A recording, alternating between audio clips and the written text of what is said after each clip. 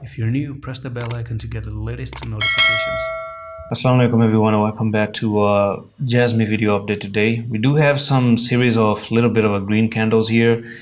First of all, what I want to talk about is that you're making in a morning star. So there was a little bit of a morning star right over here, but it doesn't seem to me that it's done yet. I don't think we are interested to try to climb back up very quickly anytime soon, because you still have a little bit of that pending target down there. So this can actually be another wave and then continue even lower. Don't forget that we still have 3 red candles. Now the question is, you are making green candles, and if I bring in the volume, there's something known as volume divergence. Okay, so I'm just going to show you this very quickly.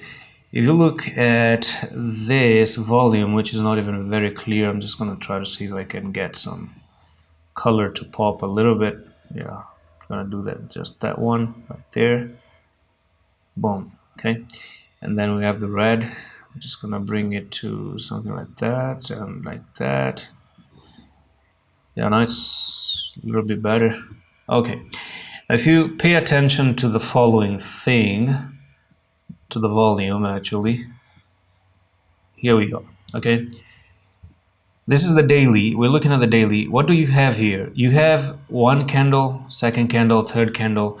Unfortunately, the problem with this pump to the upside, if you want to say, oh, it's pumping, is that the prices are moving higher. Look, the prices go up, but the volume is dropping.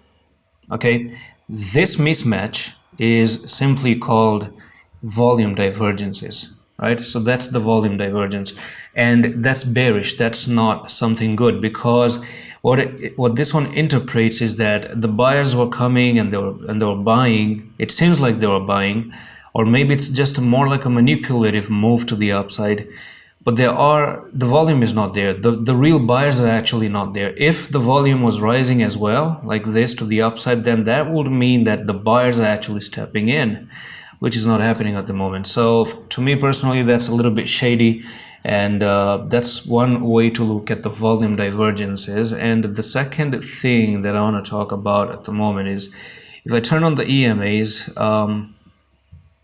we're about to get a cross here. So the highest you can actually go is to backtest the EMA. Now, for example, you are down below the 55, okay?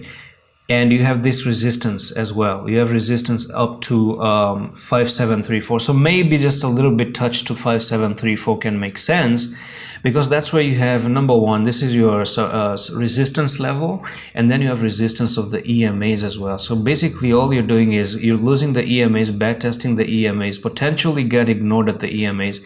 Now, of course, since this is technicals, you have the chances of anything to happen. So if a chance, by the way, happens that you get above to 6378 and not make a wick, not a wick and then come down, close above there, come back and backtest the EMAs again, and cross again and make another bull cross, then this will just be a fake out of the crosses, and then you can actually continue with it with an uptrend.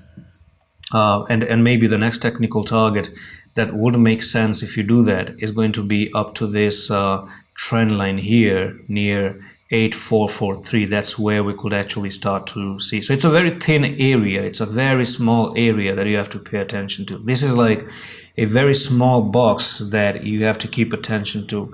Closing above this box can actually be very good, but this for me personally still is looking to come down there again, unless you're not crossing above and closing above that kind of box and the EMAs as well and breaking the resistance. So that's pretty much it. I don't think there's anything positive. Volume is not good. This volume divergence, we're about to get a bear cross. We're overbought. Bitcoin is also looking kind of weird. The whole market, the general market, even many altcoins are looking to actually come down. It's not only Jasmy. Solana is looking to come down. Key is looking to come down. RNDR is looking to come down. So many of them have some bearish patterns. Cardano is a double top as well, if you want to check that out. So there are 20-30% of dumps that I do see maybe coming in the future as well. And that's pretty much it for this update of Jasmy. I'm going to see you the next one. Allah Hafiz.